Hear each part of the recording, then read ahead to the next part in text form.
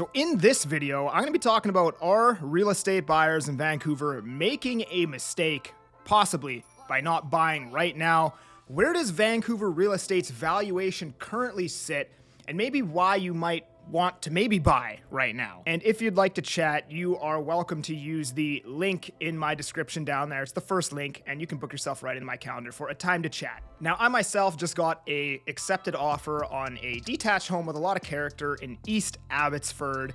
And despite the fact that the market is, the slowest it's ever been, and Abbotsford detached homes are currently sitting at a 10% sales ratio, which is a buyer's market, I still had to compete with 3 other offers for it. Now, I still need to get financing and all that, so knock on wood. But, had this house been listed in the spring, I can pretty much guarantee you that I would have been competing against 6 to 8 other offers instead of the 3 other ones that I did compete against. I do tend to think that overall, if we were to blanket statement the market, prices are going to go down. However, there's no guarantee that what specifically you want to buy is even going to be available if the market was 5 to 10% lower. Typically, as prices drop, which is exactly what we've been seeing over the last year, inventory will drop with it until eventually inventory gets so low, and then that's what sparks a price reversal. And then as prices start coming back up, you start seeing more and more quality inventory start to hit the market again. But typically in a market where prices are declining, you basically just have all the dog units, a lot of investment property getting listed for sale, and none of the really, end user quality product getting listed on the market. So my personal opinion and what I just did is get prepared, get your pre-approval ready, get your cash ready, sit and wait.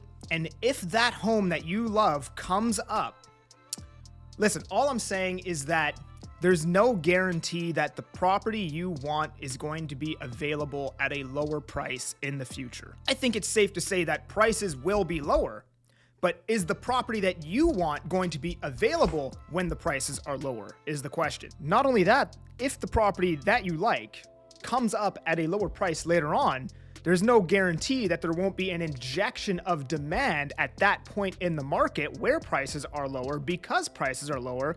And now you're competing against 5, 6, 7, 8, 9 other offers, subject free. You're sitting there stressing, did I overpay, blah, blah, blah, worrying about all these things. And I know I said that I just had to do that. But again, I'm very confident if this home was listed in the spring, because it does have an in-ground pool, I probably would have been competing against 7, 8 other offers. When today, you kind of get to take your time. You get to put subjects in the offer. You get to do everything a little bit safe. It's a lot less stress-free. There's a lot less competition, right? So that is something that you likely won't get if prices are lower or if you wait until the market is a little bit better. But again, it depends what you're buying, because if you just want a newer 2-bed, 2-bath condo in Langley that's 850 square feet, well, there's tons of those. I can pretty much guarantee there's going to be more of them coming to market.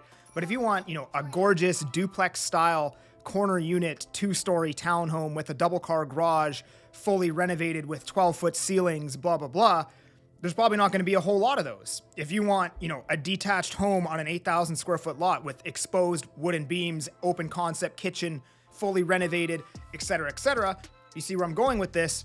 There's no guarantee that that's going to be available and, prices being 5 to 10% lower. I just looked for my house for 6 months. In 6 months, basically only 2 or 3 homes in our price range came up that we liked. So when the opportunity comes, my personal opinion on it is seize the day type of thing. Now, let's talk about Vancouver real estate's valuation. So historically speaking, Vancouver real estate has doubled every 8 to 10 years. Now, using the rule of 72, which is essentially you take 72, you divide it by the annual rate of return, and you get the amount of years it takes for your money to double at that annual rate of return. So if we take 72 and divide it by 7, it takes 10.2 years for Vancouver real estate to double. So if Vancouver real estate goes up 7% year over year, it takes 10 years. We know it takes 8 to 10 years for Vancouver real estate to double historically. So if we take 72 and divide it by 9, you get 8 years. So basically Vancouver real estate historically goes up 7 to 9% year over year. Let's split the difference and use 8%. So, and fundamentally speaking, the market was considered to be normal pre-COVID.